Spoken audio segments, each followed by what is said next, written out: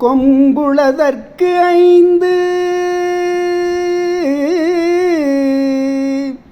கொம்புளதற்கு 5 குதிரைக்கு 10 முழம் கொம்புளதற்கு 5 குதிரைக்கு 10 முழம் வெம்புகரிக்கு 1000 தான் வேண்டுமே